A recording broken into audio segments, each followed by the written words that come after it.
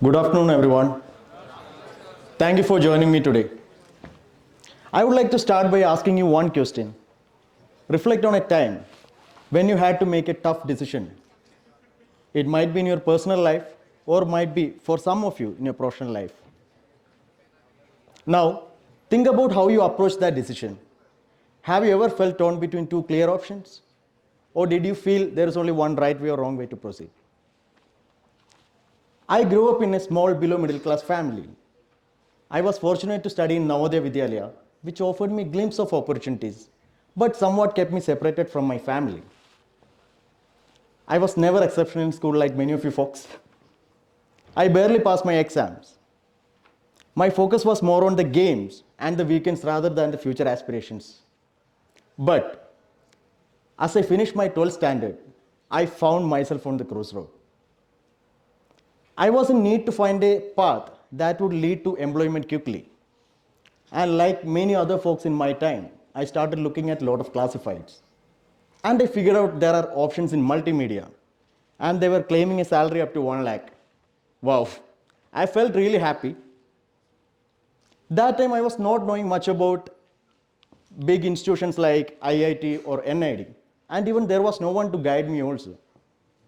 So I chose a 18-month diploma course in multimedia animation, which covered 2D animation, 3D animation, VFX, editing, web design, graphic design, and much more. It wasn't a traditional degree at all, but it was a way to acquire something new. Going forward, I started liking design and animation. I started spending countless hours in front of the old desktop machine that we had.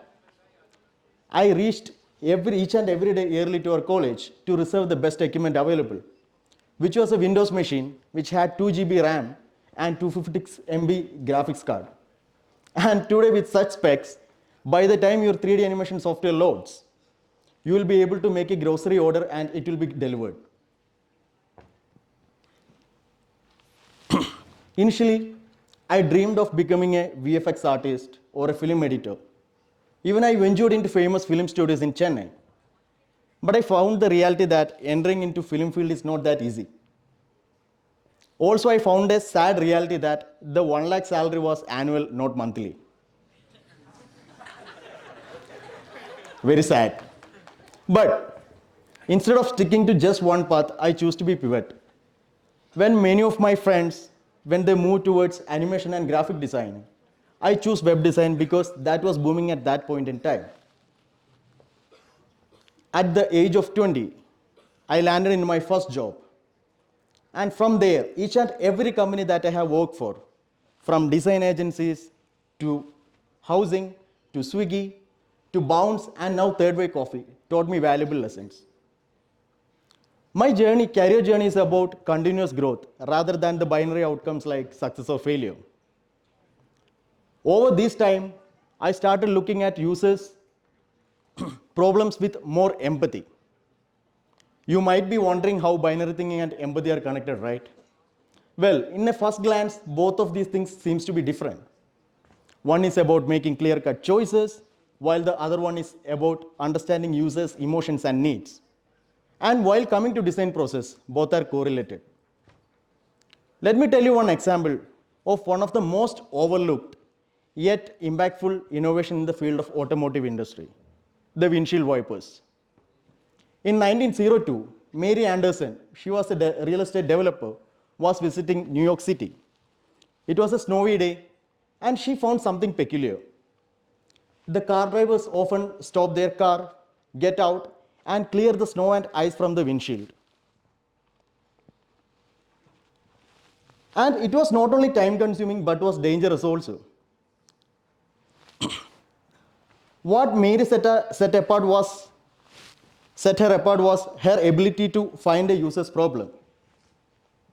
At that time, people had only two options. People saw only two options. Either deal with the poor vision or stop the car and clear the windshield. But Mary saw a third path. She wasn't a car enthusiast, not a designer, not an engineer, but she identified a universal problem. And that's the first rule of design. You should solve for the user's pain point. Either it's a car or a mobile app solving for users' frustration is the first thing. Mary's idea was really simple.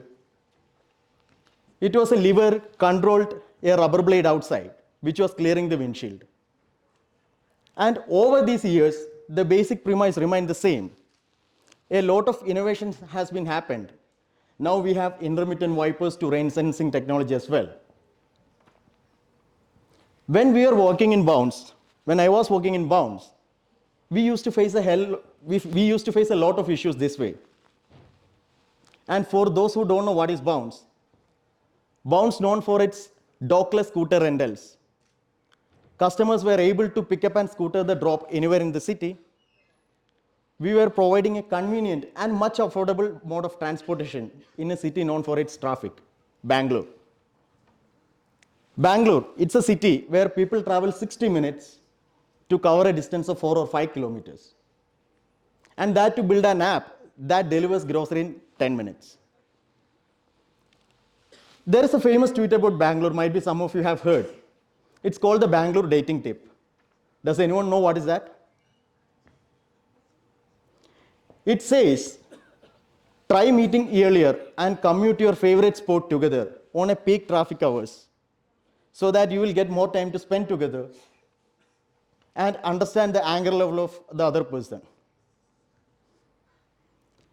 In Bounce, on every Tuesdays, all of our design team used to take rides from our home to office and back to home. We wanted to personally understand the issue of users. Our users often had a problem when they are trying to book a scooter. They are not able to see the scooters on the exact location where the map was showing. It wasn't a technical glitch. The actual locations were really complex than what a digital map was able to show. The scooters were often hidden behind a wall or a tree or around corners. We approached this problem in a different way. We encouraged the users to upload a parking picture at the end of each and every trip, which was not forceful. We didn't want to put like a we don't want the users to kind of like go through a strict yes or no rule. But what we have seen, the results were like really amazing. Many of the users started uploading the parking pictures. It's not because they had to do it, but they found value in contributing for that. Because tomorrow they are also going to get benefited. So thinking beyond the binaries, we are able to bring a solution. We are able to create a platform where people used to see value in contributing, and they choose to do so. There was one more instance what happened. Most of our bikes were like usually running on low fuel, and sometimes it will stop in the middle of the road as well. And users need to go for a refuel. And it was really tough for the students and the early stage professionals because they usually run out of money by the month end. Even though we offered them a refund, it takes some time due to the validations and all. So till that time, they will be running out of their pocket, at least for temporarily. So we, instead of thinking it as an either or no problem, we approached to a solution that both can benefit our users as well as the business. Initially, while thinking from a single terms, what we felt, either don't worry about these customers, or let's make sure that our bikes have enough fuel. But both were impractical. One is about losing our large set of customers, while the other one was costly. So we started thinking what we'll be able to do. We started talking to different petrol stations, the providers of that, and we figured out a solution, which is cashless fueling. Now these users were able to take the scooters to the petrol station, fuel it for free without paying from their pocket. The platform covered the cost and removed the, removed the problem of waiting for a refund. Great designs won't happen over a night. It takes a lot of time. It needs to go through continuous iteration, continuous user feedback.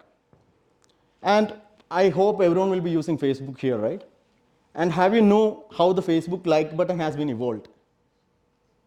In 2009, when Facebook introduced the like button, users were able to quickly respond to a post. And it was majorly for a marriage or for a birthday or for a job, you will be able to hit a like button. But what happened when someone started posting a funeral or a natural calamity? You are not able to, because it was not allowing users to express their whole emotion. By understanding this, in 2016, Facebook introduced reactions. From there, now users are able to express a wide range of emotions. And this is the core of things. If you are keeping the empathy for users in mind and start thinking beyond binaries, we'll be able to create better products that grow with the users.